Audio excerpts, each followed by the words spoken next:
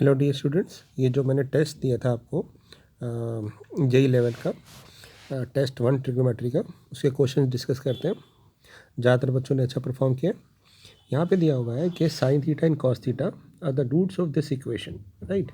इसका मतलब क्या हो गया कि सम ऑफ द रूट्स यानी sine theta plus cos theta जो सम है वो क्या होता है, minus coefficient of x upon coefficient of x square, यानी sine theta plus cos theta में दे दिया b/a और प्रोडक्ट ऑफ द रूट्स दे रखा है यहाँ पे sine theta cos theta. Product of the roots होता है कांस्टेंट टर्म जो c है, यहाँ से देख सकते हैं, upon coefficient of x square. अब मैं क्या करता हूँ कि यहाँ से ना हमें साइन थीटा कॉस थीटा नहीं चाहिए, हमें रिलेशन चाहिए a और b में। तो साइन थीटा कॉस थीटा कैसे हम रिमूव कर सकते हैं, तो ना एक प्रॉपर्टी दिख रही है मुझे कि अगर मैं sine theta plus cos theta का होल स्क्वायर खोलूँ तो क्या आएगा, मेरे पास आएगा sine square theta plus cos square theta A square plus B square plus 2ab। तो मैं क्या देख रहा हूँ, मेरे पास हर एक्सप्रेशन की वैल्यू है यहाँ पे। कैसे, sign theta plus cos theta b/a है तो वो बन जाएगा b/a का होल स्क्वायर यानी b square by A square. Sign square theta plus cos square theta 1 होता है और साइन थीटा कॉस थीटा मेरे पास रह गया c/a, तो ये बन जाएगा 2c/a। अब अगर मैं एलसीएम ले लूँगा तो मेरे पास रिलेशन आ जाएगा b square is equal to a square plus 2ac। तो कौन सी ऑप्शन यहाँ पे सही होगी वो हमें देखनी है। तो हम देख रहे हैं कि b स्क्वायर को मैं इधर ले आऊँगा तो बन जाएगा a square minus B square plus 2ac equal to 0। Option number B correct हो गई, तो इसका आंसर बी हो जाएगा। अब सेकेंड क्वेश्चन देखते हैं। Sign theta plus cosec theta 2 है, तो हम ये आइडेंटिटी लगा सकते हैं यहाँ पे कि sine theta plus cosec theta जो साइन थीटा का रेसिप्रोकल होता है वो 2 है और हमें पता है साइन थीटा की मैक्सिमम वैल्यू 1 होती है। इसका मतलब क्या हो गया, ये तभी पॉसिबल है जब ये 1 और 1 होगा, यानी हम ये सेटिस्फाई कर पा रहे हैं, यानी हम ये देख पा रहे हैं कि साइन थीटा 1 इसको सेटिस्फाई कर रहा है, ठीक है ना। इसका मतलब क्या हो गया कि कॉसेक थीटा भी 1 है क्योंकि साइन थीटा का रेसिप्रोकल। तो हमसे क्या पूछा हुआ है, हमसे पूछा हुआ है sign square theta plus cosec square theta की वैल्यू बताओ। तो ये भी 1 है, ये भी 1 है, तो हमारा आंसर हो जाएगा 1 + 1, क्योंकि 1 का स्क्वायर भी 1 होगा तो आंसर आ जाएगा 2। इसका आंसर ही आ जाएगा। अब यहाँ पूछा होगा tan 1 degree tan 2 degree up to tan 89 degree का प्रोडक्ट बताओ। तो हमें पता है कि हम ना tan 89 डिग्री को लिख सकते हैं tan 90 - 1 और tan 90 - थीटा cot थीटा होता है, यानी हम इसको लिख सकते हैं cot 1 डिग्री और cot 1 डिग्री को लिख सकते हैं 1/tan 1 डिग्री। इसका मतलब हो गया हम ये देख रहे हैं कि tan 89 डिग्री और tan 1 डिग्री का प्रोडक्ट जो हो जाएगा वो 1 हो जाएगा, ठीक है ना, क्योंकि 89 को 1/tan लिखा, 10 से 10 कट गया। तो यानी जो हमारे पास सीरीज दे रखी है 1 से लेकर 89 तक की, तो हम उसमें क्या करेंगे, ग्रुपिंग बना देंगे 1 और 89 की, 2 और 88 की, ऐसे 3 और 87 की, और चलता रहेगा। आखिर में हम बना देंगे सीरीज tan 44 डिग्री की और 46 डिग्री की, ताकि सब 90 बन जाए और tan 45 अकेला रह जाएगा जो किसी के साथ ग्रुपिंग नहीं बना पाएगा। तो हर ग्रुप का आंसर 1 1, क्योंकि हर एक में हम ये देख रहे हैं कि tan थीटा और tan 90 - थीटा 1 ही आ रहा है ना। तो कोई भी एंगल हो ये सब 1 होगा, tan 45 भी 1, तो 1 × 1 × 1, तो सबका प्रोडक्ट करेंगे तो 1 आंसर आ जाएगा, यानी ऑप्शन नंबर बी हो गई। फोर्थ क्वेश्चन एक बहुत ईजी से क्वेश्चन है। हम देख रहे हैं कि कॉस यहाँ पे मल्टीप्लाई होते जा रहा है और 179 तक। इसका मतलब है इसके बीच में कहीं ना कहीं एक टर्म आएगी cos 90, क्योंकि 1 से लेके 179 डिग्री तक सारे एंगल आ रहे हैं और cos 90 डिग्री 0 होता है, तो 0 × थिंग इज 0, तो इसका आंसर 0 हो जाएगा। फिफ्थ क्वेश्चन थोड़ा सा अच्छा, इसको समझने की ज़रूरत है। यही कह रहे हैं कि sine square theta plus cos के साइन स्क्वायर थीटा मतलब sine square X plus sine square Y plus sine square Z 0 है। अब बेटा एक कंसेप्ट आपको ध्यान रखना है, और ये बहुत जगह भी यूज़ होता है मैथ्स के अंदर, कि 3 टर्म या 2 टर्म का सम 0 कब हो सकता है, जब या तो तीनों 0 हों, ये भी 0, ये भी 0, ये भी 0, या दोनों एक दूसरे के नेगेटिव हों, या 2 का सम तीसरे का नेगेटिव हो। अब क्योंकि स्क्वायर हो रखा है और किसी भी रियल नंबर का स्क्वायर नेगेटिव नहीं होता, यानी ये होल्ड करेगी कब, जब साइन एक्स ज़ीरो हो, साइन वाई ज़ीरो हो और साइन जेड ज़ीरो हो। ठीक है बच्चे, अब हमें पता है कि जब साइन एक्स ज़ीरो होता है यानी साइन एंगल ज़ीरो होता है, तो या तो एंगल ज़ीरो आएगा या पाई आएगा या 2 पाई आएगा या n पाई आएगा, इस तरह से सीरीज चलती रहती है। तो हम क्या देख रहे हैं कि जब साइन ज़ीरो होगा एक्स ज़ीरो पे, तो कॉस उस मूवमेंट पे क्या हो जाएगा, कॉस ज़ीरो 1, या फिर अगर कॉस साइन ज़ीरो ज़ीरो है और एक्स पाई है तो कॉस उस मूवमेंट पे क्या हो जाएगा, -1, 2 पाई पे फिर से 1, 3 पाई पे -1। यानी हम देख रहे हैं कि अगर कॉस थीटा ज़ीरो है तो sine theta 1, cos sine theta zero है तो कॉस थीटा 1 या -1, दो ही पॉसिबिलिटी हो सकती है। तो यहाँ पे हमसे पूछा है कि cos X cos Y cos Z का क्या आंसर आएगा। तो हम ये कह रहे हैं कि यहाँ पे हमारे पास साइन एक्स भी ज़ीरो है, साइन वाई भी ज़ीरो है, साइन जेड भी ज़ीरो है। तो हमारे पास ऑप्शन रहेगी या तो कॉस एक्स 1 होगा या -1 होगा, कॉस वाई भी 1 होगा या -1 होगा, कॉस जेड भी 1 हो सकता है या -1 हो सकता है। तो हमसे पूछा इनके answer cos X plus cos Y plus cos Z के आ सकते हैं। तो हम कहेंगे हमारा आंसर 3 भी आ सकता है जब तीनों 1 हो, -3 भी आ सकता है जब तीनों -1 हो, यानी 3 भी पॉसिबल है, -3 भी पॉसिबल है, यानी ये भी पॉसिबल है, ये भी पॉसिबल है। हमसे पूछा विच इज़ नॉट पॉसिबल। हमारे पास बचती है -1 और 0।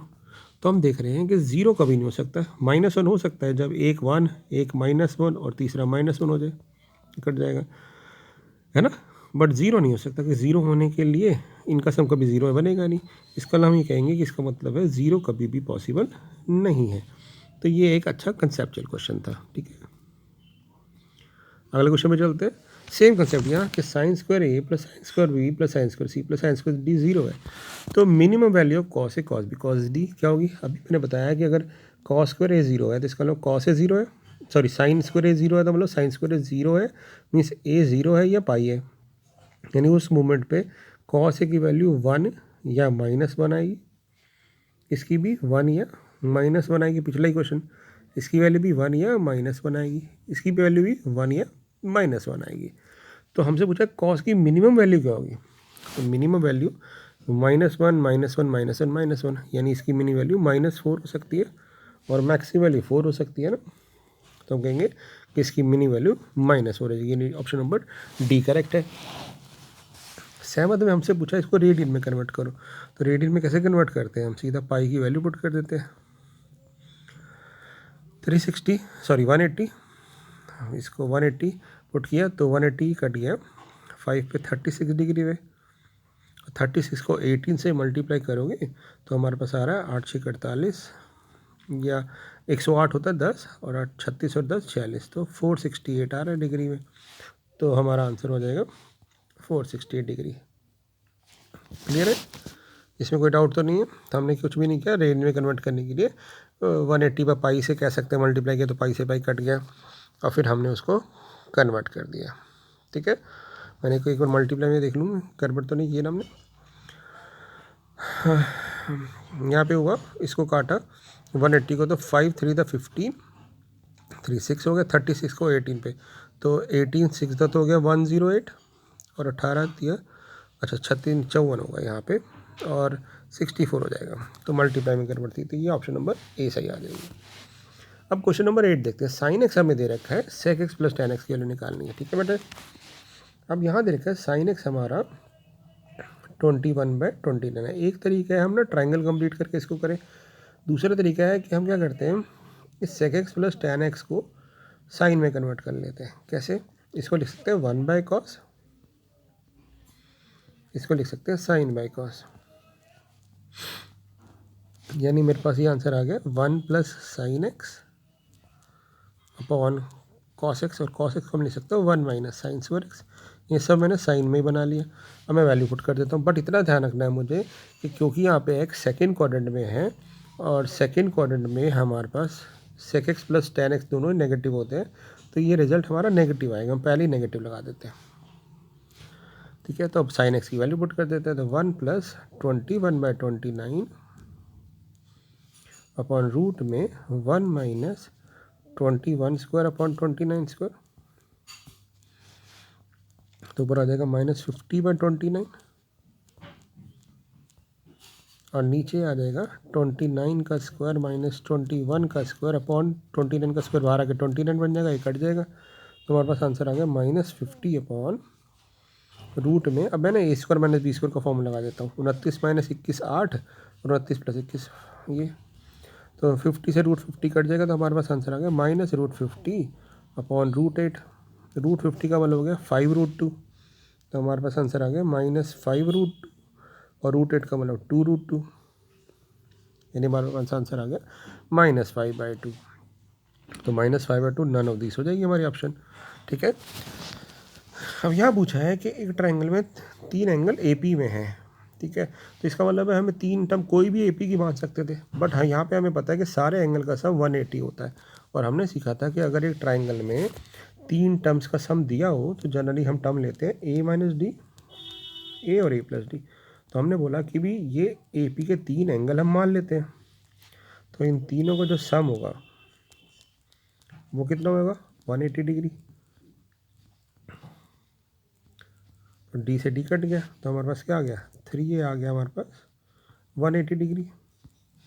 तो A हो गया हमारे पास 60 डिग्री, यानी इसका मतलब है एक एंगल 60 होगा, दूसरा 60 - D और चौथा मतलब एक 60 डिग्री, एक 60 - D और एक 60 + D। और उसने ये नहीं पूछा सारे एंगल निकाला, उसने बोला है कि measure of one of the angle क्या होगा। तो हम कहेंगे π/3, तो ये आ रहा है, तो एक एंगल π/3 होगा ही होगा। ठीक है, तो इस तरह से हम क्वेश्चन कर सकते हैं। अगला क्वेश्चन है कि 6:25 पे जब हम घड़ी देखेंगे तो मिनट हैंड और आवर हैंड में कितना एंगल आएगा। इसका मतलब है 6:25 होंगे ना, मतलब 6:25 यानी 1 मिनट की सुई ऐसे होगी कुछ ऐसे, तो इनकी जो एंगल कितना आएगा वो हमें निकालना है। तो हम बात करते हैं पहले मिनट हैंड की। तो मिनट हैंड क्या करता है, मिनट हैंड बेटा क्या करता है, ये हमारा पूरा सर्कल कंप्लीट करता है। ये पूरा घूम के कब आता है, कितने टाइम के बाद आता है, 1 घंटे बाद, यानी 60 मिनट्स बाद। तो हम देख रहे हैं कि 60 मिनट्स में ये 360 डिग्री एंगल बनाता है।